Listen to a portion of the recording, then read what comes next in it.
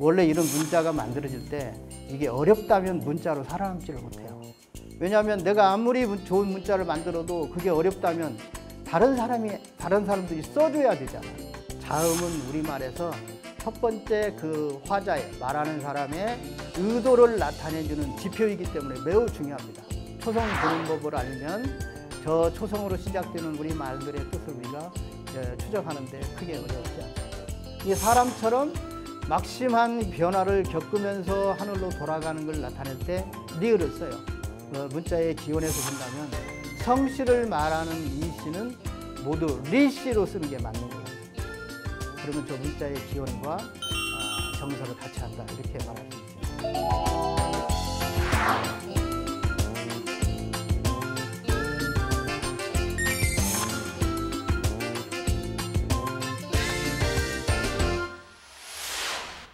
사회적 거리두기를 권장하는 분위기다 보니까 오늘은 비대면의 방식으로 우리 국학운동에 열정을 바치시는 여러분들과 이렇게 인사를 드리게 됐습니다. 저는 오늘 언어에 주목하라 라는 제목으로 말씀을 드릴 조옥구입니다. 보통 우리가 동서양을 구분할 때에 서양의 개인주의적 성향, 그 다음에 동양인의 공동체적 성향 이렇게 구분을 합니다. 우리가 공동체적 성향이 강하다 보니까 사회적 거리두기라고 하는 이런 어떤 현상이 우리에게 매우 어색합니다. 그리고 매우 불편합니다. 그러나 그렇더라도 우리가 이 시기를 잘 넘기지 않으면 정말 우리에게 어떤 일이 닥칠지 알 수 없기 때문에 우리가 조심해서 이렇게 서로 간 사회적 거리두기라는 약속을 지키는 것으로 보입니다. 눈을 해외로 돌리면 해외는 정말 심각합니다. 우리는 지금 그나마 거리 간의 이동은 자유롭습니다. 그러나 세계 굴지의 나라들이 지역과 지역 간 이동이 금지되는 나라들이 부직 있습니다. 거기에다가 수백만 명의 감염자, 그 다음에 수십만 명의 사망자 이런 그 통계로 인해서 사람들이 매우 위축되고 있습니다. 하지만 이러한 현상도 언젠가는 곧 끝이 날 것입니다. 그런데 그 끝이 난 이후에 우리에게 닥칠 미래를 한국을 중심으로 예언하는 사람들이 아주 많이 일어나고 있습니다. 어떤 사람은 이렇게 평가를 했습니다. 세계의 그 유수한 나라들이 마치 폭풍우를 만나서 항구에 정박해 있는 데에 오직 대한민국이라는 나라만이 그 바다를 헐헐 날고 있다. 이런 표현을 쓰고 있습니다. 그것은 어쨌든 이 팬데믹 현상이 끝나고 나면 그 후에는 세계의 그 뭔가 판도가 바뀔 것이다. 아마 대한민국을 중심으로 세계의 판도가 다시 재편될 것이다. 이렇게 그 평가를 하는 분들이 많이 있습니다. 하지만 한편으로 그런 일들을 우리가 마냥 기뻐할 수만 없는 것은 그 후에 정말 그렇게 우리에게 기회가 왔을 때에 우리가 그것을 어떻게 이끌어갈 것이냐, 거기에 어떻게 대응할 것이냐, 우리가 거기에 적절히 준비하고 있지 못하다면 정말 몇천 년 만에 왔을지 모르는 그런 좋은 기회를 만난다 하더라도 우리가 기회를 잘 살려나간다는 것이 어려울 수 있습니다.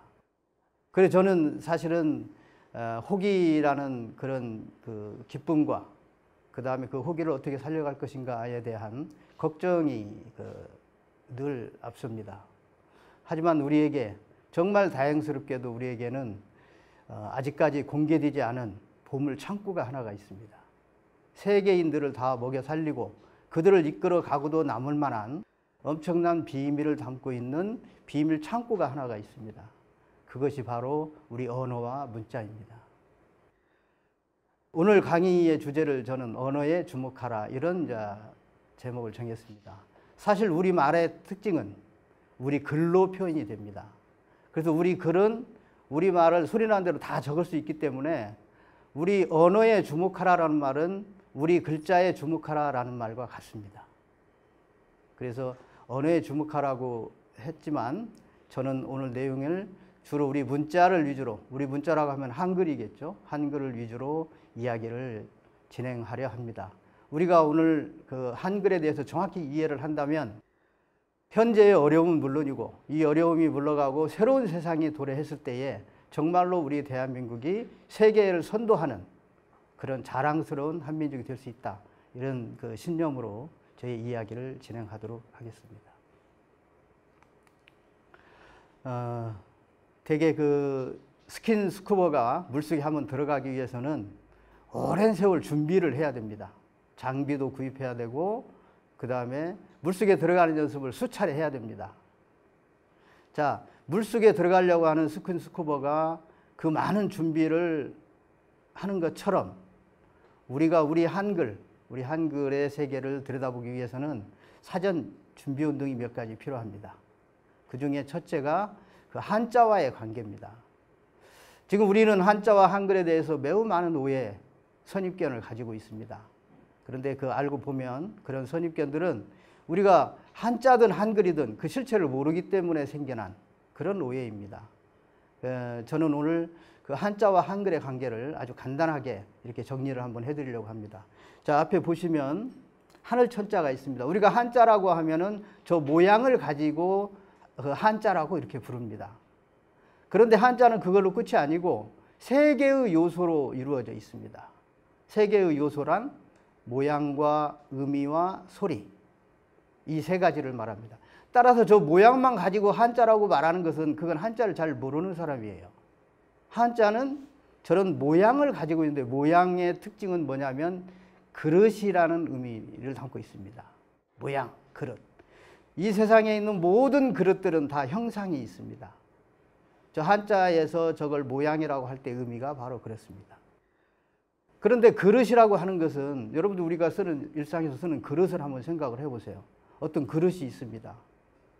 그 그릇 속에 뭔가가 담겨 있습니다. 그 두 가지 것을 비교해 볼 때에 그릇이 중요할까요? 그 속에 담겨 있는 내용이 중요할까요? 이건 뭐 삼척동자도 다 아는 내용이죠. 그릇보다는 반드시 그 안에 있는 것이 소중합니다. 따라서 한자에서도 우리가 저 글자를 놓고 앞에 모양만 보고 하늘천 하지만 저 모양 속에 담겨 있는 게 무엇이냐면 하늘이라고 하는 뜻과 천이라고 하는 소리예요. 그런데 저 지금 표기된 대로 하늘과 천을 여러분들이 가만히 들여다보세요. 우리가 한자라고 부르는 것은 저 중에 세 가지 중에서 첫 번째 하나고 나머지 두 개, 뜻과 소리는, 의미와 소리는 한글로 표기됩니다. 그러니까 천이라고 하는 모양 속에 담겨 있는 두 가지가 있는데 그 두 가지는 천의 모양보다 훨씬 더 중요하다. 그런데 그 두 가지를 표현하는 표현 방법이 한글이다. 이건 뭘 말하겠어요? 한자에서도 역시 한글이 중요하다 이런 뜻입니다. 근데 이런 내용들이 지금까지는 매우 소홀하게 취급이 됐습니다. 자, 그럼 저렇게 되면 여러분들이 아마 의문이 생길 것입니다. 그렇다면 한자가 만들어질 때 한글이 같이 만들어졌다는 얘기냐? 한글은 1445년에 훈민정음과 함께 세종대왕이 반포한 것인데 아마 이렇게 생각할 것입니다. 그러나 사실 그렇지 않습니다. 이제 이야기의 뒷부분에서 설명을 드리겠는데 한자가 만들어질 때 한글을 같이 만듭니다. 그러니까 한글과 한자가 동시에 만들어집니다. 이런 사실들을 모르기 때문에 우리가 세종대왕 이전, 훈민정음 이전의 한글에 대해서는 전혀 무지한 것입니다. 자, 그러면 한자와 한글을 저분들이 처음 같이 만들었는데 우리 역사에서 보면은 그 후로 역사적으로 한글이 쓰인 예들이 없습니다. 왜 그럴까요? 그것은 이 글자, 배라는 글자를 가지고 제가 설명을 드리겠습니다. 제가 여러분들과 만나서 갑자기 배라고 하는 단음절어를 이야기했다면 여러분들은 각각 저 배가 무엇을 말하는 배인지 각각 또 궁금해할 수밖에 없습니다. 배, 무슨 말이지? 배라고 하면은 저 배를 나타내는 한자를 여기 앞에 표시된 대로 여러 가지로 저렇게 표현을 합니다. 절도 절하는 것도 배고 한 배, 두 배 하는 것도 배고 사람의 배도 배고 그런데 그 배는 이런 배다. 그 배는 이렇게 쓴다. 저 배는 이렇게 쓴다. 각각의 사례를 정확하게 표현하는 방법이 바로 한자예요. 그래서 이 두 가지 글자를 동시에 만들었지만 두 개를 다 만든 사람들의 입장에서 써보니까 한글이 한자를 따라올 수가 없어요. 효용적인 면에서. 그래서 한글을 쓰지를 않습니다. 그 대신 쓰지는 않지만 한자 속에 한글이 두 개나 담겨 있다고 그랬죠. 뜻과 소리에.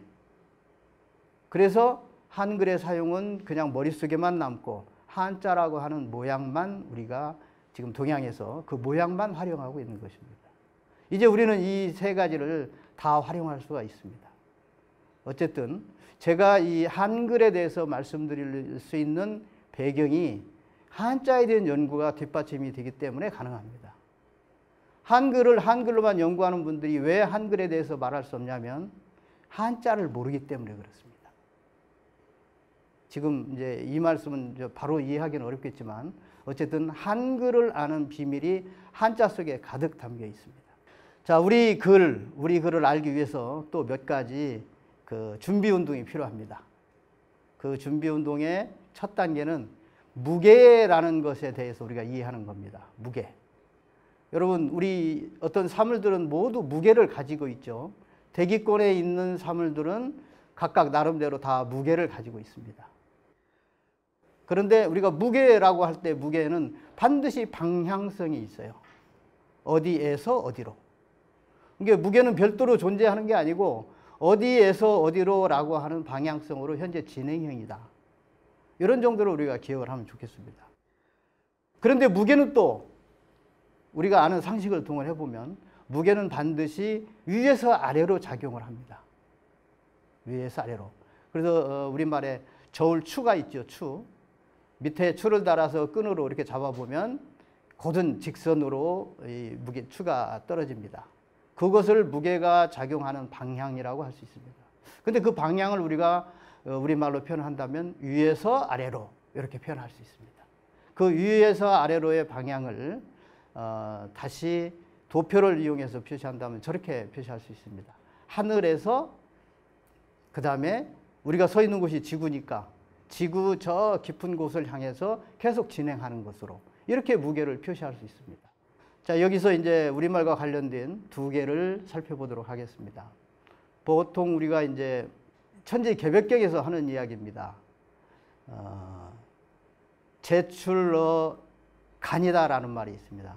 물론 이 말은 이제 그 천지인과 관련해서 우리가 쓰는 말인데 정역에서는 제출러 간 이렇게 말합니다. 그래서 임금이 간 방향에서 나온다. 그 간 방향이 어디냐면 지구에서 보면은 동북 방향이에요. 그래서 지금 저 도표는 하늘에서 오는 붉은 줄을 표시한 저 방향이 간 방향입니다. 간 방향의 저 간자는 왜 간이라는 음가를 갖냐면 우리 한글, 우리말 그대로예요. 간이라는 말은 갔다, 간다, 가다라는 말이에요. 그래서 하늘에서 땅으로 오는 방향이기 때문에 주체가 하늘위에서 간 방향입니다. 자, 그럼 지구에서 하늘에서는 오고 또 지구에서는 그걸 받아들이겠죠. 지구에서 그 간 것이 지구에서 받아들이는 방향이 축 방향입니다. 축. 저 축자는 손으로 기둥을 잡았다 이런 뜻입니다. 이게 저 하늘에서 오는 무게의 저 굵은 선, 그 선을 손으로 잡았다. 이 방향이 땅에서는 축 방향입니다. 왜 축 방향이겠어요? 축이라는 말이 아까 말씀드렸죠? 중심축을 말합니다. 중심. 이게 하늘에서 오는 방향이기 때문에 간 방향이고 땅에서 하늘을 맞이하는 방향이기 때문에 축 방향이에요. 그러니까 저런 한자들도 음을 붙일 때에 그냥 우연히 아무렇게나 붙인 것이 아니라 바로 정확하게 그 무게의 작용 방향과 관련해서 무게를 어떻게 인식했는가를 반영해서 저런 방향 이름을 붙였다는 것을 알 수 있습니다. 자, 한편 무게는 저렇게 해서 하늘에서 와가지고 우리가 서 있는 곳을 중심으로 본다면 그 땅속으로 계속해서 진행합니다. 자, 저렇게 계속 진행한다면 결국 뭐 지구의 중심을 지나서 지구 바깥으로 튕겨 나가야 되겠죠. 그런데 실상은 그렇게 하지 않고 지구 어느 방향에서든지 한 위로부터 내려온 무게는 지구의 중심을 향해서 지향을 합니다. 따라서 지구 바깥으로 튕겨 나가는 게 아니고 어딘지 모르지만 지구의 중심에 한 곳으로 다 모이게 돼요. 자, 무게에 대해서 이 무게들이 모이는 요 한 곳, 이 한 곳을 이해하는 게 매우 중요합니다. 하늘에서 온 무게들이 돌아가는 곳, 그곳이 어디일까요? 만약에 여러분들이 그 지구 중심에 있다고 여겨지는 그것을 뭔가로 표현한다면 여러분들은 어떤 방법으로 표현할 수 있을까요? 자, 우리가 이 문자 만든 분들의 지혜에 감탄하는 것은 이분들은 우리가 오늘날 고민해야 될 모든 것들을 이미 사전에 고민해서 기호로 다 표시를 해놨어요. 그래서 우리가 그거 알아차리기만 하면 돼요. 이분들은 지구 중심에 있을 것으로 여겨지는 모든 무게들이 한 곳으로 모이는 그것을 이렇게 표현을 했습니다. 자, 제가 그 둥근, 붉은 큰 원과 작은 점 하나로 이렇게 두 개의 기호를 지금 표시를 했습니다. 둥근, 붉은 둥근 기선은 우리가 보통 하늘이라고 보는, 저 머리 위를 향해서 바라볼 때에 하늘이라고 하는 그 하늘의 표시고, 그 다음에 점으로 표시된 저 하늘은 모든 무게들이 집중하는 그곳입니다. 무게들의 집중. 어느 방향에서 무게가 들어오든지 간에 지구의 중심으로 보이는데 그 중심에 있을 것으로 여겨지는 그곳. 그곳을 이 한자를 만든, 문자를 만든 분들은 하늘이라고 여겼습니다. 그래서 기호상에 두 개의 하늘이 있다는 것을 우리가 이해를 해야 문자를 알 수 있습니다. 자, 다시 정리해드리면 무게는 오는 것과 돌아가는 곳이 있다. 그런데 그 오는 것과 돌아가는 곳은 동일한 하나다. 동일한 하나에서 우리 선조들은 그것을 하늘이라고 불렀다. 그러나 하늘에는 보이는 하늘과 보이지 않는 하늘이 있다. 그래서 보이는 하늘은 둥근 원, 보이지 않는 하늘은 점. 이렇게 표시를 했다는 것을 여기서 설명드릴 수 있습니다. 자, 하늘에서 온 무게가 점으로 보인다. 근데 그걸 하늘이라고 불렀다. 라는 그 말은 무슨 뜻이냐면 하늘에서 와서 다시 하늘로 돌아간다. 이런 순환을 의미합니다. 그러니까 보이는 것들은 이제 저런 등식을 이용하면 보이는 것들은 모두 하늘에서 왔는데 그 하늘에서 온 것들은 다시 어딘가 보이지 않는 하늘로 다 돌아간다. 그래서 끊임없는 순환이 하늘의 존재 방식입니다. 그래서 우리가 하늘이라는 걸 이해할 때는 첫 번째로 순환이라는 것을 염두에 두셔야 돼요. 그래서 이렇게 표시할 수 있습니다. 무게에서 이해했던 두 개의 하늘을 저렇게 표시할 수 있습니다. 뭔가 보이지 않는 하늘에서 나온 하늘. 우리가 그 무엇을, 어떤 것을 염두에 두든지 간에 그 존재들은 전부 저 사이클 안에 있습니다.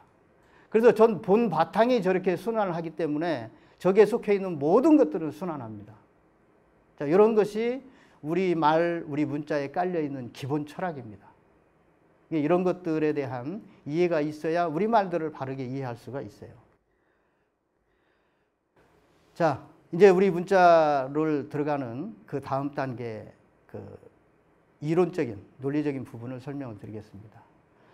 이제 어쨌든 우리가 뭔가 눈에 보이는 것을 이제 문자, 말로 표현을 해야 되는데 그것은 어디에 존재하냐면 하늘에 존재합니다. 하늘.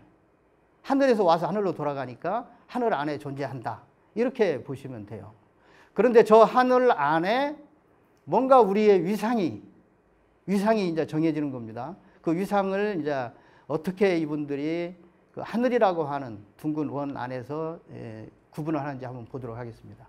어쨌든 둥근 원 하나는 우리가 보통 하늘이라고 부릅니다. 그리고 우리말에서는 하나 이런 말들이 전부 하늘과 같습니다. 그리고 저걸 숫자로 표시하면은 1이 됩니다. 우리가 보통 한일이라고 부르는.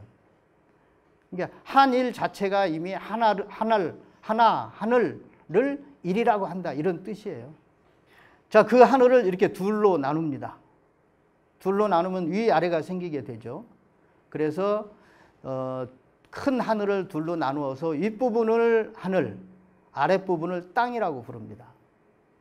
자, 우리가 생각할 때 하늘과 땅은 두 개일 것으로 생각이 되지만 그것을 만드는 사람들의 관점에서는 큰 원을 둘로 나눈 거기 때문에 전체로서는 그냥 하늘일 뿐이에요. 그래서 땅을 어떻게 표현하냐면 두 번째 하늘 이렇게 부르기도 합니다. 왜냐하면 원래 바탕이 그게 하늘이었으니까. 다만 구분을 해서 우리가 땅이라고 부를 뿐이다. 이것을 이해를 해야 일자를 두 개, 하나를 더 그어서 이를 만들고 그걸로 둘, 땅 음을 나타내는 배경을 알 수가 있어요. 원래 출발은 하나였다. 근데 그 하나를 둘로 나누어서 두 번째 아랫부분을 땅이라고 부른다. 따라서 땅은 두 번째 하늘이다. 이런 인식이 필요합니다. 자, 이번에는 그 하늘이라는 공간을 이제 세 공간으로, 영역으로 말하자면 셋으로 나눕니다. 선을 두 개 그으면 세 영역이 나타나죠. 그래서 맨 위를 하늘, 맨 아래를 땅, 그 다음에 가운데, 하늘과 땅을 연결하는 가운데 부분을 거기에 존재하는 것을 우리가 인이라고 부르는데, 이때 인은 만물을 뜻합니다. 그러니까 하늘을 향해서 태어났다가 죽는 모든 것들이 이 세 번째에 속합니다. 그런데 거기 보면은 1, 2, 3이라고 하는 우리가 한자를 보면은 1에다가 1을 하나 더해서 2가 되고 2에다가 또 1을 하나 더해서 3이 되잖아요. 이런 기호들이 만들어지는 배경에는 뭐냐면, 원래 그 전체 원래 이 바탕이 하나였기 때문에 너희들은 다 하나야. 그래서 만물도 모두 하늘입니다. 하늘. 우리 유교 사상이 팽배할 때에 인내천이라는 철학을 이야기하니까 그 유교 사회가 그런 논리를 수용하지 못해가지고 그 우리 지도자를 살해를 하잖아요. 저런 철학에 대한 이해가 전혀 없기 때문에 그렇습니다. 저런 철학에 의하면 세 번째 것들도 모두 하늘이에요. 이 세상을 하나와 둘과 셋으로 저렇게 나누는 그 우리가 지금 볼 때는 아주 초보적이고 단순해 보이지만 저것이야말로 이 세상을 이해하는 그 철학 중의 철학입니다. 저것을 우리가 오늘날 일컬어서 음양천지인 이렇게 부릅니다. 그러니까 음양천지인의 기원은 바로 하늘이라고 하는 공간을 둘과 셋으로 나누었다, 나누어 보겠다, 이런 의미로 보시면 돼요. 자, 이제 이런 준비 운동이 됐기 때문에 이제부터 우리가 우리 문자가 어떻게 만들어졌는지를 볼 수 있고 바로 이해할 수 있습니다. 왜 이런 우리 문자는 이해가 쉽냐면은, 원래 이런 문자가 만들어질 때 이게 어렵다면 문자로 살아남지를 못해요. 왜냐하면 내가 아무리 좋은 문자를 만들어도 그게 어렵다면 다른 사람들이 써줘야 되잖아요. 안 써주면 문자로 성립될 수가 없어요. 살아날 수가 없어요. 그래서 초보적인 문자는, 초기의 문자들은 매우 단순합니다. 그래서 문자는 별도로 공부하실 필요가 없어요. 그냥 이런 논리적인 배경만 이해를 하면 돼요. 그런 배경을 어떻게 기호로 치환하는가, 이런 그냥 이분들의 습관만, 이분들의 방법만 여러분들이 한번 보면 금방 알 수 있습니다. 이게 우리 한글의 정말 장점입니다. 자, 아까 하늘을 저렇게 셋으로 나누었다고 그 말씀을 드렸습니다. 그래서 우리가 보통 천지인이라고 이렇게 말하는 세 영역으로 나누었는데, 이분들은 그 세 영역에다가 저렇게 각각의 기호를 부여를 했어요. 그래서 하늘은 동그라미, 땅은 네모, 만물은 세모. 우리가 볼 때 동그라미, 네모, 세모는 정말 단순한 기호 중에 정말 단순한 기호죠. 저걸 뭐 누가 모르겠어 이렇게 말할지도 모르지만, 그 문자를 처음 만들 때의 저 동그라미, 네모, 세모는 오늘날로 말하자면 수소폭탄과 같은 그런 획기적인 발명품입니다. 말하자면 저런 기호를 만들 줄을 모르기 때문에 지금도 문자가 없는 나라들이 부지기수예요. 그래서 저는 단순하지만 저 기호가 만들어질 때의 그 의미가 얼마나 큰 것인지를 우리가 마음으로 느껴야 됩니다. 어쨌든 그 하늘이라고 하는 영역을 나타내는 기호를 동그라미, 그 다음에 땅이라고 하는 영역을 나타내는 기호를 네모, 가운데 만물이 존재하는 영역을 나타내는 기호를 삼각형으로 이렇게 했습니다. 그래서 삼각형은 볼 때 여러분들이 뭘 생각하시면 되냐면, 위로 솟아 올랐다가 사라지고, 솟아 올랐다가 사라지고, 이걸 생각을 하면 돼요. 우리말에 살아있다, 산, 이 말은 무슨 뜻이냐면 하늘을 향해 있다, 이런 뜻이에요. 그 다음에 죽어있다, 죽었다. 죽었다라는 말은 여러분들이 그 우리 음식에서 죽을 생각하면 돼요. 밥은 이 곡식들이 서 있죠, 위로. 그런데 죽은 어떻게 돼 있죠? 바닥에 쫙 깔립니다. 땅과 수평입니다. 그게 죽입니다. 그래서 살아있는 것은 하늘을 향해 있는 것이고, 죽은 것은 땅과 수평을 이룬 것입니다. 대나무를 또 죽이라고 하네요. 그 대나무는 왜 또 죽이라고 했을까요? 대나무를 여러분들이 생각해 보면 돼요. 대나무는 속이 비었잖아요. 속이 비면 죽는 겁니다. 이처럼 우리말은 그 말을 갖게 된 배경이 있어요. 이유가. 그런데 그 배경과 이유가 지금까지 말씀드린 두 개의 하늘과 그 하늘을 우리가 이게 둘로 나누고 셋으로 나누어서 각각 거기에다 기호를 부여한 저 논리적인 토대 위에서 그런 말들이 만들어집니다. 자, 어쨌든 지금 단순해 보이는 동그라미, 네모, 세모의 탄생이 우리 문자의 기원이다. 이렇게 여러분들이 이해를 하시면 좋겠습니다. 자, 여기는 또 하늘을 가로선으로 셋으로 나누었는데 이번에는 세로로 셋으로 나누었습니다. 왜 저렇게 나누었을까요? 저렇게 나누는 논리적인 배경이 뭘까요? 동그라미는 동그라미지. 왜 또 동그라미 셋으로 나누지? 우리가 또 이렇게 생각할 수 있죠. 저 셋으로 나누는 논리는 천부경에 적나라하게 담겨 있습니다. 천부경에는 석삼극 무진분이라는 표현이 있습니다. 석삼극 무진분은 무슨 뜻이냐면 셋으로 나눌 수 있다. 그런데 셋으로 나눈 것을 또 셋으로 나눌 수 있다. 그런 말이에요. 그래서 우리가 하늘이라고 표시된 붉은 선을 가로선으로 두 개를 나누어서 세 영역, 그 다음에 세로선을 또 두 개 그어서 세 영역, 이렇게 나눌 수가 있습니다. 저렇게 나누면 이제 우리가 세상이라고도 하고, 아까는 하늘이라고 했는데 이번에 세상이라고 했습니다. 왜 세상이라고 했냐면 하늘이라고 할 때는 이제 우리가 자꾸 허공만 생각하기 때문에 세상이라고 하면 가득 찬 하늘, 이런 느낌이 강하기 때문에 세상이라고 이렇게 했습니다. 저 세상을 이제 9개 영역으로 나눈 것입니다. 9개 영역으로 나누었기 때문에 또 각각 거기에 맞는 기호를 만들어야 되겠죠.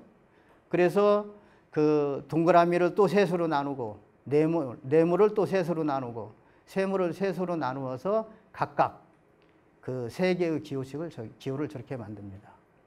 하늘을 나타내는 기호가 동그라미인데 동그라미를 셋으로 나누었습니다. 근데 그 셋으로 나누어서 각각 표시한 기호들을 보면 동그라미 위에다가 하나를 그어서 두 번째, 그 다음에 두 개를 그어서 히읗, 이렇게 만들었다는 걸 알 수 있어요. 그 다음에 맨 밑에 삼각형을 보면 삼각형은 시옷이 되고 시옷 위에 하나를 그어서 지읒, 두 개를 그어서 치읒, 이렇게 되었다는 걸 알 수 있어요. 그러니까 아까 우리가 그 세상이라고도 하고 하늘이라고 했던 것을 선을 두 개 그어서 그 셋으로 나누었다는 걸 아까 말씀을 드렸습니다. 그러니까 선을 두 개만 그으면 이미 세 개가 탄생을 하는 것입니다. 영역은.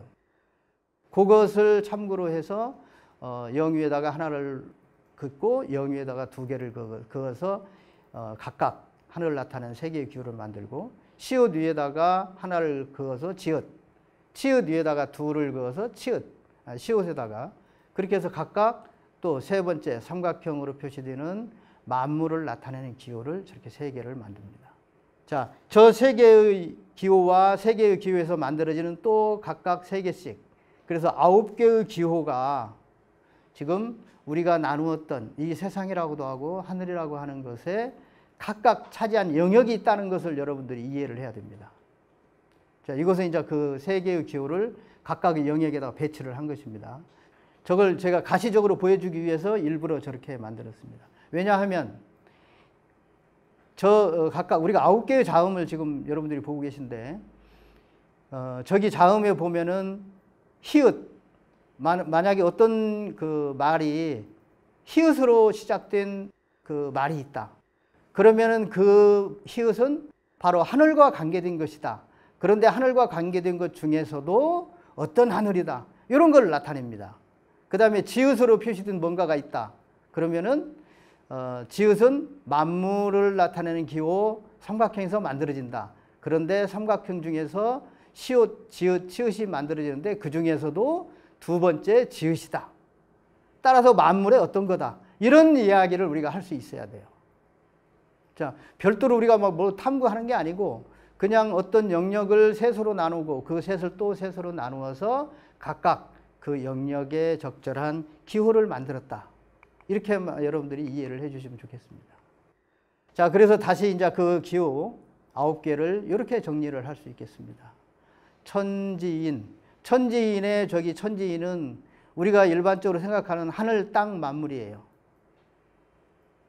일반적으로 생각하는.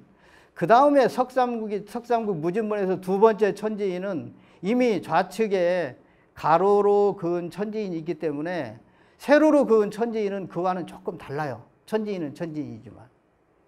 그래서 거기 세로의 천지인은 어떻게 이해를 해야 되냐면 천은 천의 속성, 지는 지의 속성, 인은 인의 속성, 이렇게 이제 이해를 해야 됩니다. 그러니까 우리 천부경에도 보면은 석삼국 무진본 천일일 지일이 인일삼 해서 천지인을 구분을 하잖아요. 정확하게 우리 자음 9자는 그것을 반영하고 있습니다. 이게 천지인이 똑같이 천지인이지만 첫 번째 천지인과 두 번째 천지인은 달라요.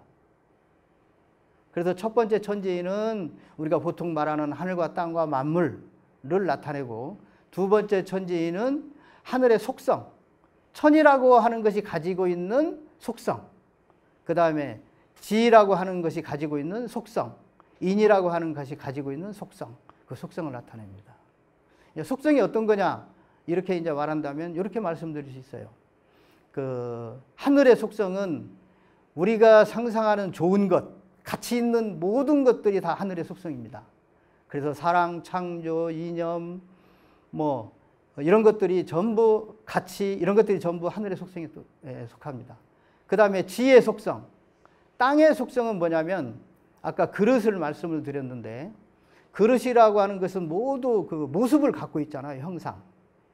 그래서 땅의 속성은 형상, 몸과 관계가 있습니다. 몸.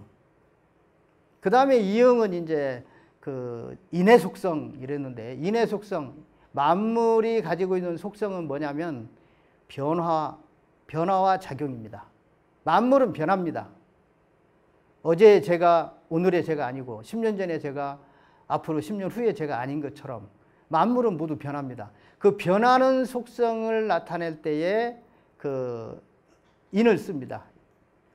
세로로 된 인을 씁니다. 그래서 그걸 다시 세로로 이렇게 설명을 드려보면, 저기 천에서 영으로 표시된 것은 하늘의 작용을 뜻합니다. 하늘의 작용과 변화. 그 다음에 미음은 땅, 형상의 작용을 뜻합니다. 작용과 변화. 그 다음에 우리 시옷은 만물에게 있어서 만물이 변화하고 작용하는 걸 나타낼 때 시옷을 씁니다. 그러니까 우리 자신을 사람 그러잖아요.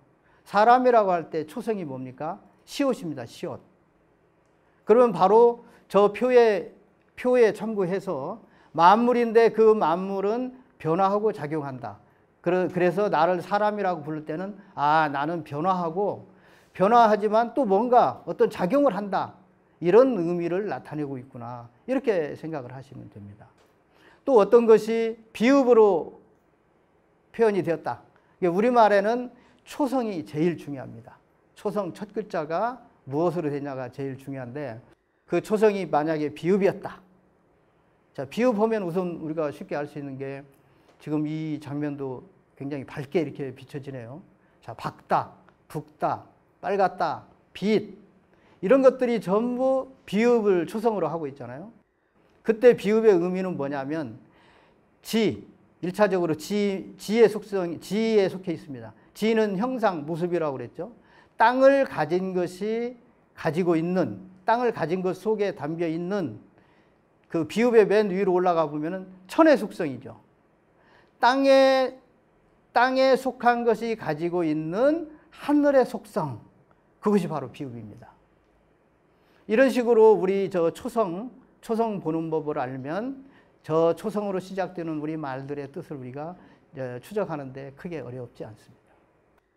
자, 우리가 자음 9자를 알아봤습니다. 우리 자음이 중요한 것은, 자음은 우리말에서 첫 번째 그 화자의, 말하는 사람의 의도를 나타내주는 지표이기 때문에 매우 중요합니다. 지표를 알아야 이 사람이 지금 어떤 이야기를 하려고 하는구나, 어떤 의도로 뭔 이야기를 하려고 하는구나, 그것을 알아차릴 수가 있어요. 자, 그래서 그 자음 9자의 그 도표는 한번 기억해 줄 만합니다. 자, 이번에는 자음 아홉자에서 빠진 것들이 있죠. 우리 그 자음에서 보면은 자음은 모두 14자입니다. 그런데 지금 우리는 9자만 했죠. 그 나머지 4자를 이제 찾아가도록 하겠습니다. 앞에서 자음 9자는 하늘과 땅과 만물, 즉 천지인을 배경으로 하고 만들어졌다고 설명을 드렸습니다. 그런데 나머지 기역, 니은, 디귿, 리을 이 4자는 만들어지는 이론적인 배경이 다릅니다. 자, 여기 나타난 대로 기역, 니은, 디귿, 리을은 하늘과 땅이라고 하는 음량을 배경으로 만들어집니다. 그러니까 천지인을 배경으로 만들어지는 9자와 음량을 배경으로 만들어지는 4자. 이렇게 이제 구분을 해야 되는 거죠. 기역, 니은, 디귿, 리을이 어떻게 만들어지는지 한번 가보겠습니다. 저게 하늘인데 뭐 세상이라고 이렇게 설명을 하겠습니다. 세상을 둘로 나누면 위는 하늘이 되고 아래는 땅이 됩니다. 그 하늘과 땅을 서로 분리시켜 놓고 보면은 저렇게 위아래가 이제 구분이 되죠. 그런데 이 위아래는 그냥 분리된 위아래가 아니라 무게가 작용하는 것처럼 언제나 위에서 아래로 서로 그 순환을 합니다. 그 순환하는데 순환의 제1원인은 하늘입니다. 그래서 하늘이 먼저 땅으로 내려옵니다. 하늘이 땅으로 내려와서 내려온 땅에 있던 하늘은 다시 하늘을 향해 돌아갑니다. 왜 저런 도표를 그리냐면 앞서서 우리가 그 들어가기 위해서 말씀드렸던 것처럼 무게는 위에서 아래로 와서 어디론가 들어가는데 그 돌아가는 것이 하늘이다. 그리고 그게 하늘의 존재 방식이다. 이 말씀을 드렸습니다. 그 이론을 저렇게 이제 표시를 한 것입니다. 하늘은 순환하는데 하늘에서 먼저 땅으로 내려오고 땅에서 다시 하늘로 돌아간다. 저렇게 순환을 한다. 자, 순환하는 것을 이제 기호로 만듭니다. 아까 원방각 그 천지인을 기호로 만들었듯이 이번에는 하늘과 땅을 순환하는 순환 사이클을 기호로 만듭니다. 그래서 저 기호를 보면 가운데 둥근 원이 있고 제가 그 양쪽으로 기호를 2개를 나누었습니다. 기역은 위에 있는 하늘이 땅으로 내려오는 것만을 표시할 때 기역입니다. 그러니까 하늘이 내려오는데 내려올 때에 내려온 것이 뭐냐? 하늘이다. 이처럼 하늘을 강조할 때 쓰는 표현이 기역입니다. 그 다음에 내려와서 현재 땅에 있다. 이게 내려와 있는 곳이 어디냐? 아, 땅이다.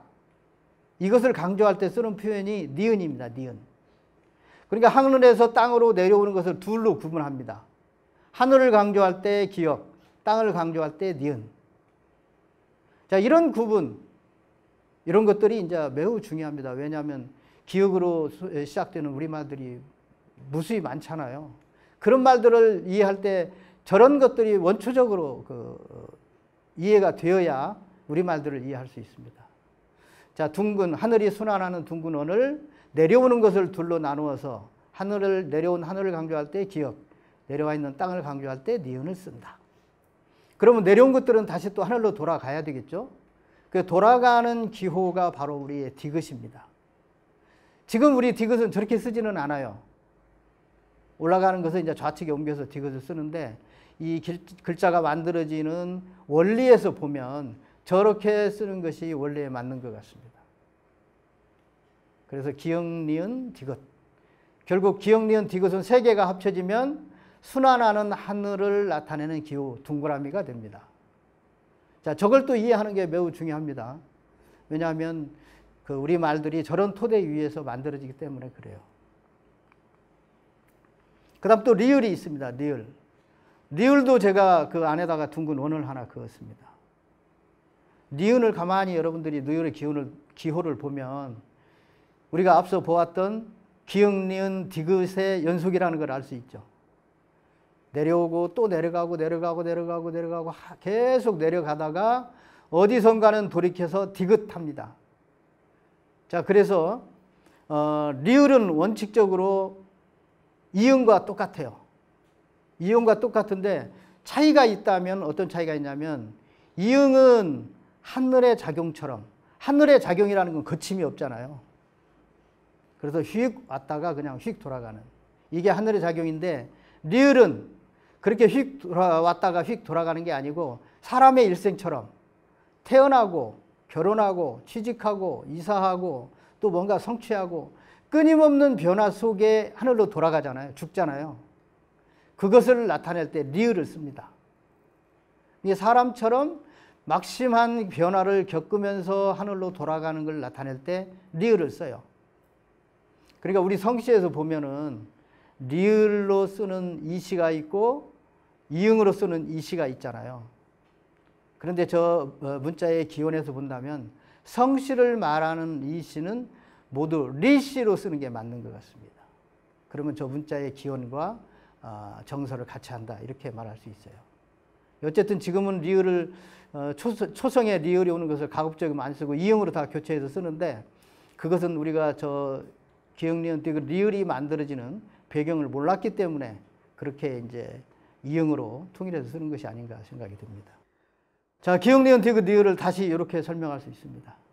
하늘에서 내려온 것이 기역이고 내려와서 땅에 있는 것이 니은이고 디귿은 땅에 있는 것이 위로 올라가서 하늘로 돌아간 거. 그 다음에 리을은 기역, 니은, 디귿, 리을의 연속, 반복 또는 긴 진행 이렇게 말씀드릴 수 있습니다. 자, 이렇게 이제 자음, 내자, 기역, 니은, 디귿, 리을을 이제 살펴봤는데 저 기역, 니은, 디귿, 리을의 저 배경을 우리가 이해하는 게 왜 필요하냐면 예를 들어서 니은으로 시작되는 나라는 표현을 한번 우리가 생각을 해봅시다. 우리 모두는 각각 자기 자신을 나라고 부르죠. 그런데 또 내가 나일 때 상대는 너라고 불러요. 결국 나나 너나 니은으로 시작되죠. 그때 나의 의미가 무엇일까요? 나의 의미가 뭘까요? 그 나의 의미를 알기 위해서 저 앞에 기역에서부터의 저 흐름을 이해를 해야 됩니다. 결국 뭐냐면 나는 가로 하늘에서 와서 이게 저기서는 말하지 않아도 나는 하늘에서 온 거예요. 하늘에서 와서 현재 여기 땅에 나와 있는 나 이런 뜻이에요. 그러니까 나라고 해서 그냥 나는 나야 이런 배경이 아니고 저 글자에 그 만들어진 배경을 우리가 이해한다면 아, 저 사람은 하늘에서 왔구나. 하늘에서 와서 현재 저기 나와 있는 거구나. 땅에 나와 있는 거구나. 이렇게 우리가 풀이를 해야 정확하게 나라는 풀이가 돼요. 그 다음에 다는 뭘까요? 우리말의 다는 전부입니다. 전부. 다. 또 디귿으로 시작되는 거. 디귿으로 시작되는 대표적인 것이 뭐냐면 되었다입니다. 되었다. 다 되었다. 되었다 뭐죠? 내가 뭔가를 의도했는데 그것을 완성했어요. 그때 우리가 되었다 그러잖아요. 무슨 뜻이냐면 하늘에서 우리가 땅으로 내려올 때에 나의 의도가 뭐냐면 다시 하늘로 돌아가는 거예요. 왜 그게 나의 의도냐면 그게 하늘의 존재 방식이기 때문에 나는 그걸 따를 수밖에 없어요. 그런데 내가 하늘로 돌아가기 때문에 나는 이제 되었다. 완수했다. 그런 뜻이에요. 자, 어쨌든 그 자음 9자와 또 음양에서 만들어지는 자음 4자를 합치면 저런 표가 만들어집니다. 저 표에서 여러분들이 이제 주목할 부분은 하늘에 속한 두 번째, 땅의 속성 칸에 여러 개의 기호들이 들어있죠. 저 부분을 여러분들이 좀 주목할 필요가 있습니다. 우리 한글에서 지금 훈민정음에서 여린 이응을 쓰지를 않습니다. 그런데 왜 여린 이응을 쓰지 않는가를 봤더니 우리 훈민정음 해려본에 그런 말이 있어요. 이응을 짧게 발음하면 여린 이응을 짧게 발음하면 기역이 되고 기역을 길게 발음하면 여린이 이어지 된다. 이런 표현이 있어요. 이게 어떤 면에서 저 여린 이응과 기역의 공통점을 유사하다는 것을 이분들은 아셨던 것 같아요. 제가 그 한자는 아까 이제 그 음가를 하나씩 가지고 있잖아요. 그 많은 음가들을 이게 모아서 비교를 해봤더니 우리 한글 기역으로 표시되는 한자들은 반드시 히읗과 이응과 관계가 있어요. 그래서 그 기역의 위치를 저 여린 이응 자리에다 저렇게 넣습니다. 그리고 그 밑에 있는 디귿, 니은, 리을은 기역이 땅에 내려와서 그 다음에 진행되는 것을 또 천지인으로 나누면은 저렇게 디귿, 니은, 리을로 나눌 수가 있어요. 그래서 어쨌든 저 표는 우리가 우리말 초성, 초성이 무엇이냐, 그 초성에 따라서 그 말의 의미를 찾아갈 때에 도표로 사용할 수 있는, 참고할 수 있는 그런 도표와 같습니다. 저걸 여러분들이 기억을 해주시면 우리말을 알아가는데 아마 큰 도움이 되리라고 생각이 듭니다. 자, 이제 우리가 자음에 대해서는 알아봤습니다. 자음은 지금까지 우리가 본 것처럼 무언가 의미를 나타냅니다. 뜻. 자음은 뜻과 관계가 있습니다. 그리고 그 뜻이라고 하는 것은 원천적으로 뜻이라는 걸 다 합치면 하늘을 말합니다. 뜻이라고 할 때, 의미라고 할 때 그 바탕이 뭐냐면 하늘, 이런 뜻이에요. 근데 그 하늘을 구분을 해서 우리가 9개로 나누었고 또 둘로 나누어서 4개를 나누었잖아요. 그래서 우리 자음 14자는 모두 하늘의 어떤 부분을 나타냅니다. 그것을 우리가 뜻이라고 부르고 의미라고 부르는 거죠. 어쨌든 우리 자음은 뜻과 관계가 있습니다. 그러면 이번에는 이제 모음을 보겠습니다. 모음이 만들어지는 것은 그 기역, 니은, 디귿, 리을과 마찬가지로 2개의 영역, 하늘과 땅이라고 하는 2개의 영역을 배경으로 만들어집니다. 자, 아까는 하늘과 땅을 동그라미와 네모로 표시를 했습니다. 근데 이번에는 그 땅을 동그라미와 네모의 의미가 아니라 짝의 의미로 쓰겠다는 그런 의도여서 하늘을 우리가 양이라고 부르고 땅을 음이라고 불렀습니다. 그리고 양을 표현하는 기호로 서 있는 것을 표시를 했고 음을 나타낸다는 기호로 누워 있는 걸 표시를 했습니다. 따라서 저 누워 있는 것, 서 있는 것의 의미는 음양을 말합니다. 저것과 여러분들이 이제 한자에서 많이 이제 혼동이 될 거예요. 한자에 저 누워 있는 일자는 한일자잖아요. 한일은 하늘을 나타내는데 하늘이 어떻게 음이냐? 아마 논리적으로 이런 모순점을 이야기할 수 있는 부분도 있습니다. 그러나 이 논리라고 하는 것은 어떤 관점에서 보냐에 따라서 얼마든지 다양한 형태로 나타날 수 있습니다. 그게 바로 논리의 세계입니다. 그래서 논리는 뭐 하나를 이게 불변의 것으로 만약에 여러분들이 이렇게 붙들고 있다면 그건 매우 위험합니다. 우리가 하늘과 땅을 양과 음으로 보는데 하늘은 또 선과 악을 또 음양으로 봅니다. 따라서 하늘은 선이고 땅은 악이다. 이렇게도 말할 수 있죠. 그 다음에 하늘은 남자고 땅은 여자다. 이렇게도 말할 수 있고, 따라서 남자는 선이고 여자는 악이다. 만약에 이런 논리를 누가 폈다고 하면은 그런 논리는 있을 수가 없겠죠. 여자가 어떻게 해서 악입니까? 다만 음양으로 볼 때 그러하다는 것이지 여자가 악일 수는 없는 겁니다. 마찬가지로 여기서 모음을 나타낼 때 기호, 저 서 있는 것, 누워 있는 것은 음양의 기호다. 이렇게 이해하는 게 중요합니다. 자, 그래서 음양을 나타내는 기호 2개와 우리가 무게에서 처음에 알아봤던 그 검은 점, 모든 무게가 한 곳으로 보이는 그 검은 점, 이 3개가 모여서 우리 모음을 만듭니다. 자, 훈민정음에서는 저 점과 서 있는 것과 누운 것을 천지인으로 봤습니다. 자, 훈민정음에서는 훈민정음이 만들어지는 원리로서 천지인을 배경으로 했어요. 근데 천지인을 배경으로 하면서 거기다 기호를 부여를 했는데 기호를 저렇게 부여를 했어요. 하늘, 점, 땅, 누운 거, 사람, 서 있는 거. 언뜻 보면 그럴듯하죠. 그런데 저 기호는 저렇게 천지인으로 보면 안 됩니다.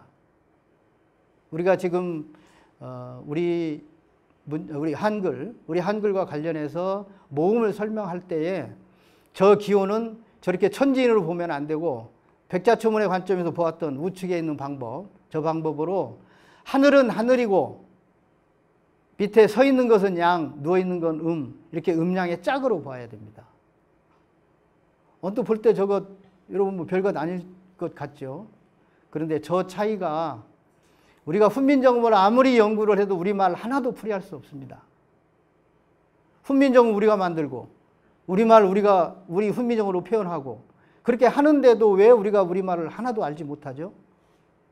그것은 바로 저 논리가 잘못됐기 때문에 그렇습니다. 저기서 점과 서 있는 거 누운 것은 천지인이 아니고 음량의 짝으로 봐야 됩니다. 음량과 하늘로. 저렇게 음량의 짝으로 보면은 이제 우리가 모음의 의미를 파악할 수가 있어요. 서 있는 것 플러스 점 해서 만들어지는 우리 모음이 아와 어가 있습니다. 그리고 저 점은 하늘이기 때문에 하늘은 언제나 순환 진행한다고 그랬죠. 나아간다고 그랬죠. 그래서 점이 있는 방향으로 아와 어는 점이 있는 방향으로 작용을 합니다. 그쪽으로 이동을 합니다. 움직입니다. 그래서 아는 오른쪽으로 움직이고 어는 왼쪽으로 움직입니다. 그 다음에 야와 여는 점을 2개씩 찍었는데 야는 어 플러스 어라고 보시면 돼요. 어 곱하기 2 또는 어 플러스 어 이렇게 보시면 돼요. 그래서 원래는 아, 어의 뜻이 다 담겨져 있습니다.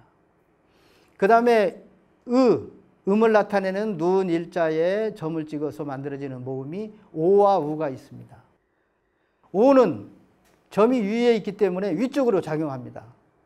그래서 우리말에 오르다. 오른다는 것을 저렇게 오를 쓰는 이유가 그쪽으로 작용하기 때문에 그래요. 우는 아래로 작용한다는 뜻입니다.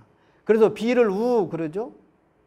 우는 어떻게 비가 와가지고 땅속으로 물이 스며들잖아요. 그래서 우라고 저렇게 표현합니다. 요와 유도 마찬가지입니다. 오 플러스 오는 요, 우 플러스 우는 유. 그래서 그 작용 의미가 2배다 또는 그것의 그 중복이다 이렇게 보시면 됩니다. 자, 저렇게 아와 어를 이와 의가 서로 상대적이고 원초적으로 저게 상대적이기 때문에 아와 어가 서로 또 상대적입니다. 오와 우가 또 서로 상대적입니다. 그 아, 어, 오, 우, 이가 만들어지는 걸 봤는데 그것이 실제로 우리가 살고 있는 세상은 계속 순환한다고 그랬죠. 한시도 멈춰 있지는 않습니다. 우리가 나타내려고 하는 대상들이 전부 뭔가 순행하고 움직입니다. 그 움직이는 것을 일목요연하게 설명하기 위해서 저렇게 이제 저런 도표로 제가 그려봤습니다. 자, 저 위에 있는 붉은 점이 하늘입니다. 하늘에서 일단 땅으로 내려옵니다. 가운데 점으로 내려옵니다. 거기서 내려와 가지고 각각 하늘로 돌아가는데 하늘에서 온 것은 다시 하늘로 돌아가야 되잖아요. 순환해야 되잖아요. 그 돌아가는 방법을 우리 한글을 만든 우리 선조들은 저렇게 4가지 방향으로 구분을 했습니다. 그래서 아는 뭐냐면 하늘에서 땅으로 내려가지고 오른쪽 방향으로 하늘로 돌아가는 거. 어는 왼쪽 방향으로 돌아가는 거. 오는 하늘에서 와가지고 곧장 다시 하늘로 올라가는 거. 우는 하늘에서 와서 땅속으로 스며들었다가 어디선가 돌이켜서 다시 올라가는 거. 이렇게 4가지 방향을 나타내는 것으로 모음의 의미를 제가 정리를 했습니다. 자, 그러면은 그 4가지 방향의 의미가 뭐냐? 의미가 없을 수 없겠죠. 자, 그래서 저는 저렇게 표기했습니다. 아는 우리가 보통 우리 인생에 비교하면 제일 좋겠죠. 우리가 성장하고 발전하는 쪽을 나타낼 때에 아를 씁니다. 그리고 그 성장과 발전이라는 것에 상대적인 의미를 나타낼 때 어를 씁니다. 어는 성장과 발전의 반대니까 뭐겠어요? 상대니까 뭐겠어요? 멈춤이거나 회귀. 그래서 우리가 나는 어디 간다라고 할 때 아를 쓰는 것은 나는 지금 뭔가 그쪽에 가서 내가 성장하고 발전하는 일을 내가 해갈 거야.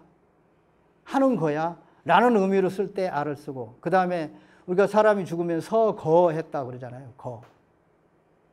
죽었다 그런 뜻이에요. 음적으로 이게 성장하고 발전하는 것이 아니라 그 반대로 갔다 이런 뜻이에요. 그래서 의와 이가 원초적으로 상대적 음량의 관계를 가지고 만들어졌다는 것을 이해를 해야 모음은 서로 상대적인 관계를 나타내는 기호체계다. 이렇게 말씀드릴 수 있어요. 그래서 아는 성장과 발전, 어는 멈춤, 회귀, 그 다음에 오는 곧장 하늘 향해서 올라가다. 그래서 하늘과 일치되는, 하늘과 하나 된 것을 나타낼 때 오를 씁니다. 고, 노, 도, 로, 모, 보, 소, 오, 조, 초, 코, 토, 포, 호 이 말들이 전부 하늘과 하나 되었다 이런 뜻이에요. 그런데 기역은 그 하늘이 어떤 하늘과 하나 된 거고 노는 어떤 하늘과 하나 된 거고 이렇게 이제 구분을 하는 거죠. 우 역시 마찬가지입니다. 하늘에서 온 것들이 다시 땅속으로 스며들어요. 그런데 어디선가 어떻게 반환한지는 모르지만 거기서 다시 돌이켜서 하늘로 돌아간다. 하늘로 돌아가는 것이 저렇게 순환의 최종 목표다. 이런 것들을 이해하시면 좋겠습니다. 자, 어떻습니까? 모음과 자음에 대해서, 기원에 대해서 우리가 지금 이렇게 간략하게 살펴보았는데 크게 어렵지 않다는 것을 알 수 있습니다. 이제 어려운 것은 실제로 저런 이론을 토대로 우리말들을 정말 저렇게 풀 수 있느냐? 이런 것들을 이제 볼 수 있어야 우리 한글에 대한 이제 바른 이해가 되었다. 이렇게 말할 수 있겠죠. 한번 보겠습니다. 기역을 초성으로 하는 우리말. 그래서 기역 플러스 아를 하면은 가가 됩니다. 가가 근데 무슨 의미지? 라고 우리가 의문을 가져도 우리가 사례가 많지 않기 때문에 무슨 뜻인지 쉽게 알 수 없어요. 그래서 이제 저는 그런 방법을 씁니다. 뒤에다가 다를 한번 붙여봅니다. 왜 다를 붙이냐? 자, 다라는 우리말은 무슨 뜻이죠? 아까 초두에도 말씀드렸는데 전부 그런 뜻입니다. 전부. 그러니까 가다 이 말은 무슨 뜻이냐면 가라는 것을 전부 합쳐봤더니 가다라는 뜻이다. 이런 뜻이에요. 우리말은 이렇게 뭔가 그것을 찾아가는 그런 방법들이 있어요. 가의 뜻을 다 합치면 가다가 된다. 그러니까 가라는 말은 원초적으로 어디에서 어디로 간다라는 것을 배경으로 하고 있다. 이 말이에요. 그래서 그런 배경을 알고 있는 한국인들은 그렇게 씁니다. 가다. 이 말은 하늘에서 땅으로 이동하다. 뭐가? 하늘이. 이런 뜻이에요.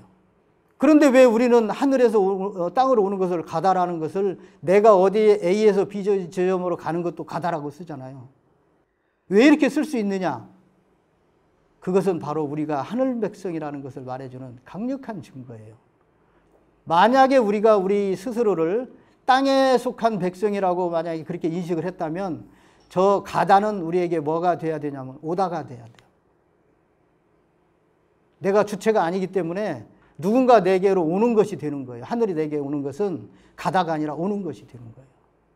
근데 우리는 전부 내가 A에서 B로 이동하는 것을 가다라고 쓰잖아요. 그 속에 이미 한국 사람은 자기의 정체성이 하늘에 있다는 걸 아는 거예요. 하늘 사람이기 때문에 당연히 내가 A에서 B로 가는 것은 하늘에서 땅으로 가는 거가 되는 거예요. 자, 이제 그 외국말과 우리말을 비교할 때에 이런 관점에 대한 이해가 매우 필요합니다. 사람들은 이런 것에 대한 기준이 없기 때문에 외국말과 이렇게 대응할 때에, 비교할 때에 매우 혼란스러워해요. 안 맞아요. 그런데 만약에 저것을 외국 사람이라고 하면 가다가 아니라 오다라고 해야 돼요. 근데 우리는 나의 정체성이 하늘에 있다는 그런 강한 신념, 그런 신념 때문에 내가 어디서 어디로 가는 것을 가다라고 해요. 당연하게. 자, 그래서 어쨌든 우리말은 두 가지 이중적인 의미가 있습니다. 원본과 그래서 카피본을 이야기할 수밖에 없습니다. 가의 원본은 하늘에서 땅으로입니다. 그 다음에 카피본은 하늘에서 땅으로 온 것처럼 내가 A에서 B로 이동하는 것을 전부 가다예요. 하늘에서 땅으로 온 것처럼 내가 하는 거니까. 이렇게 그 원본과 카피본을 우리가 구분할 필요가 있다. 이런 것들을 이제 염두에 두시면 좋겠고, 그 다음에 가에서 만들어지는 말들이 우리가 이제 종성이라고 부르는, 종성에는 우리가 초성을 다시 갖다 쓸 수 있다고 그랬잖아요. 그러니까 가를 가지고 만들어지는 각, 간, 감, 갓, 갈, 감, 갑, 강, 뭐 이런 표현들은 또 뭐냐면 가라고 하는 영역이 이렇게 있다면 그 영역을 또 밑 받침만큼 또 구분하는 거예요. 구분해서 어떤 것은 가의 이 부분, 어떤 것은 가의 이 부분, 어떤 것은 가의 이만큼, 이런 식으로 또 그걸 나누어 쓰는 거예요. 그러니까 만약에 우리가 수학적으로 말한다면 가 밑에 받침을 가지고 있는 글자들을 전부 합치면 그게 가예요. 수학적으로는. 근데 이제 거기에 약간의 이제 뉘앙스 차이가 있기 때문에 그걸 우리가 분별해내는 게 필요하죠. 초성이 기역이다. 그러면 여러분들이 저걸 생각하면 돼요. 저 범위를 벗어날 수가 없습니다. 만약에 저걸 벗어나면은 우리 한글이 아니에요. 그래서 우리 한글을 과학적이라고 하는 거예요. 세계 이제 언어 뭐 그런 대회가 있는 모양인데, 문자 대회가 있는 모양인데, 그 문자 대회에서 우리 한글이 항상 그 1등을 합니다. 그때 1등 할 때에 거론되는 표현이 뭐냐면 과학적이다. 근데 한글이 과학적이라고 하는 것은 제가 지금 말씀드린 것처럼 저렇게 수학적으로 설명이 가능하다는 거예요. 저런 부분들을 이해하지 못하면 아무리 우리가 그 훈민정음에 그 밝아도 우리말 풀이가 어렵습니다. 기역이 있습니다. 기역에다가 아를 더해서 아가 됐습니다. 가가 됐습니다. 가는 기역이라고 하는 것이 가지고 있는 거, 고, 구, 그, 기라고 하는 것을 다 합치면 그게 기역입니다. 그 기역 중에서 저렇게 아의 부분으로 나눈 것이 가다. 그 다음에 가에다가 기역을 붙이면 각이 되죠. 각, 간, 강, 갈, 감, 갑, 갓 이런 것들이 다 각에 속하는 건데 저걸 다 합치면 가가 됩니다. 가의 뜻이 됩니다. 그 다음에 각은 또 예를 들어서 저런 글자가 있다면 받침이 또 있다면 그 받침 부분만큼 각의 의미를 또 세분하는 거예요. 자, 저것을 이제 우리가 수치화할 수 있다면 아마 우리 한글은 정말로 과학적인 그런 기호 체계가 될 것입니다.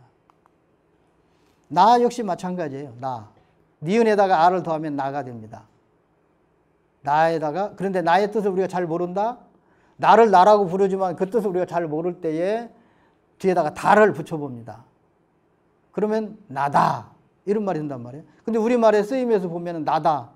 이 말은 무슨 뜻이냐면 나오다 이런 뜻이에요. 나오다. 땅에서 봄이 되었습니다. 싹이 나왔습니다. 땅이 나오다. 자, 저게 나예요. 그런데 그 글자의 배경에는 아, 저건 땅에서 났지만 저거 하늘에서 온 거야.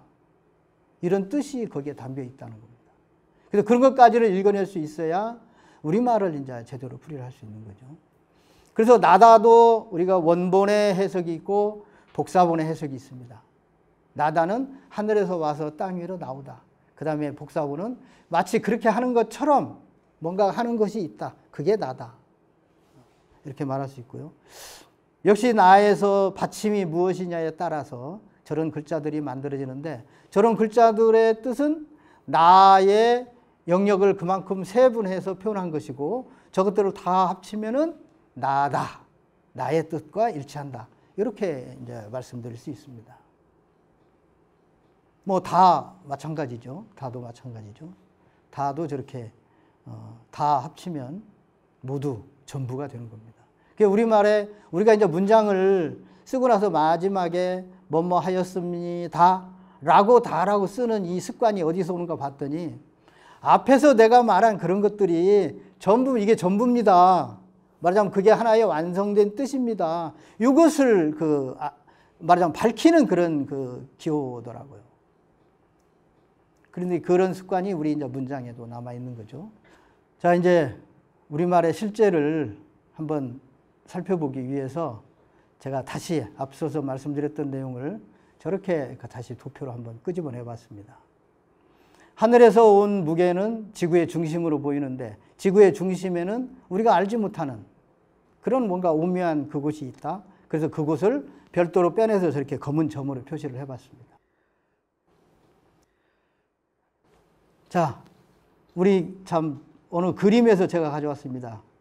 초가집, 지붕에 이제 이렇게 그 나무를 쓸어놓은 것 같아요. 나무를 쓸어놓은, 호박을 쓸어놨는지 그런 이제 그 사진이 보이는데 앞으로 울타리가 보입니다. 이제 집의 구조를 보면은 일단 맨 앞에 보이는 게 울타리, 그 다음에 울타리 사리문을 열고 들어서면 마당, 마당을 지나면 마루, 마루를 지나면 이제 집, 이렇게 이제 우리가 저 모습에서 명칭들을 읽어낼 수가 있습니다. 저 명칭과 지금 앞서 말씀드린 세 개의 도표, 그것과를 비교를 해보겠습니다. 자, 큰 앞에 하늘이 있고 그 다음에 두 번째 지구를 표시했고 제가 점으로 표시했어요. 저거에 입각해서, 저 논리에 입각해서 우리가 보통 저것을 이제 천지인 이렇게 이제 표를 이제 표시를 한다고 보면 앞서 말씀드린 우리 가옥 구조, 맨 바깥에 울타리, 그 다음에 가운데 마당, 세 번째 집, 매 초성들을 한번 여기서 여러분들이 찾아보십시오. 초성. 울타리의 초성은 이응이죠. 그 다음에 마당의 초성은 미음이죠. 집의 초성은 지읒이죠. 그럼 그 초성의 특성이 전부 우리가 우리 자음 9자가 만들어지는 원초적인 기호, 동그라미, 네모, 세모와 관련이 있다는 걸 여러분들이 짐작할 수 있죠. 말하자면 저런 기호에 의해서 만들어진 우리 그 자음이 그대로 우리말 속에 살아있다는 것을 여러분들이 알 수 있어요. 그 다음에 마루는 집에 속한 거냐, 마당에 속한 거냐. 우리가 이렇게 이제, 만약에 제가 시험을 출제한다면 저는 그렇게 하겠어요. 우리 가옥 구조에서 마루는 마당에 속한 것인가, 집에 속한 것인가. 근데 저 말이 만들어지는 저 원리, 이론에 따르면은 마루는 마당에 속한 거예요. 왜냐하면 우리 저 산 마루 노래 가사에도 나오는 마루는 어디예요? 산 꼭대기를 말하잖아요. 말하자면 마당의 끝이어서 마루예요. 저것을 줄이면 말이 돼요. 말, 끝. 우리말은 처음에 이렇게 여러 가지 말들의 결합으로 만들어지지가 않아요. 우리말들은 처음에 대부분의 중요한 말들이 전부 단음절어예요. 그리고 그것은 우리가 크게 고민하지 않아도 금방 알 수 있죠. 해, 달, 별, 손, 발, 눈, 코, 귀, 입. 전부 단음절어들이죠. 그 다음에 그것들을 또 섞어가지고 또 제2, 제3의 말들을 만들어요. 그래서 우리말의 그 뿌리를 찾아가는, 여러분들이 앞으로 이제 공부를 하실 때에 참고하실 것 중에 하나가, 이 우리말의 이 단음절을 찾는 것이 우리말의 본래의 뜻을 찾아가는 비결입니다. 그래서 마루 이러면은 여러분들이 이렇게 단음절어로 만들어서 거기서부터 뜻을 찾아가면 훨씬 쉽게 찾을 수 있어요. 뿌리는 이음절어잖아요. 뿔은 단음절어잖아요. 그래서 뿌리보다는 원래는 뿌리예요. 뿌리라는 의미에서 그것이 늘어져서 이음절어인 뿌리가 나오는 거예요. 마찬가지예요. 마루도 우리가 끝을 그러잖아요. 이게 마당의 끝 이런 뜻이에요. 마루라는 것은.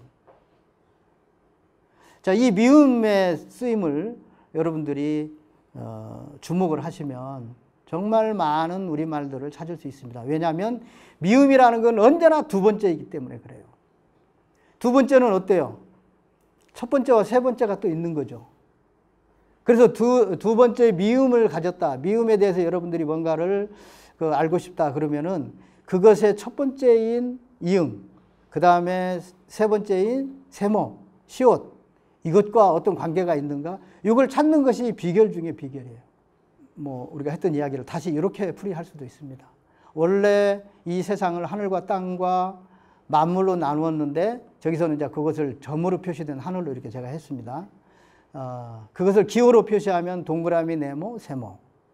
그 다음에 그런 철학을 가지고 있는 분들이기 때문에 우리들이 사는 집도 그런 논리에 의해서 울타리, 마당, 집 이렇게 이름을 붙였어요.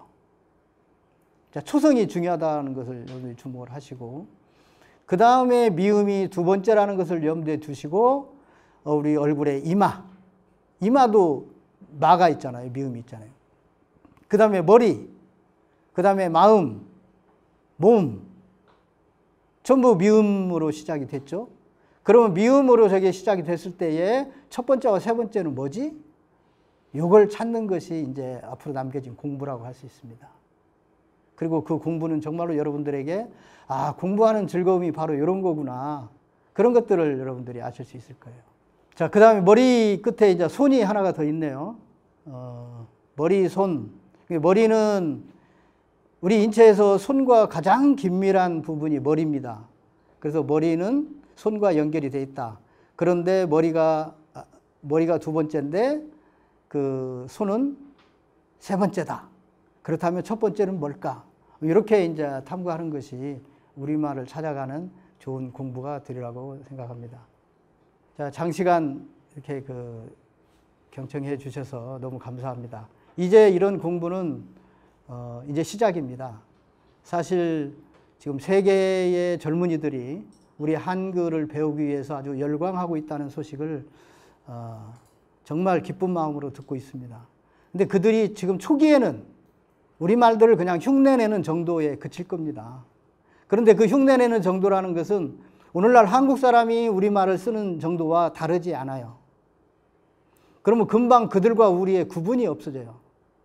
만약에 외국 사람이 우리보다 한국말을 더 잘한다. 그럼 우리는 얼마나 위축되겠어요. 그래서 우리가 그때에 대비해서라도 우리가 우리 글에 글 속에 담겨 있는 저런 뜻, 그 뜻이라는 게 바로 뭐겠어요? 하늘입니다. 하늘 사상. 우리가 하늘에서 왔고 나는 하늘로 돌아갈 하늘 사람이다. 이런 의식을 가지고 저 기호도 만들고 말을 만들고 해서 우리가 쓰는 겁니다. 그래서 우리가 하늘결례라고 하는 자부심, 이 자부심을 가지고 우리말을 배우려고 하는 세계의 젊은이들에게 우리 하늘 사상을 전해서 그들이 우리와 더불어서 다시 하늘을 회복하고 하늘이 가지고 있는 그런 질서, 가치 이런 것들을 우리와 같이 추구하는 그런 세상이 곧 도래할 것을 기대하면서 이 공부는 거기에 아마 크게 기여하는 바가 있으리라고 생각이 됩니다. 감사합니다.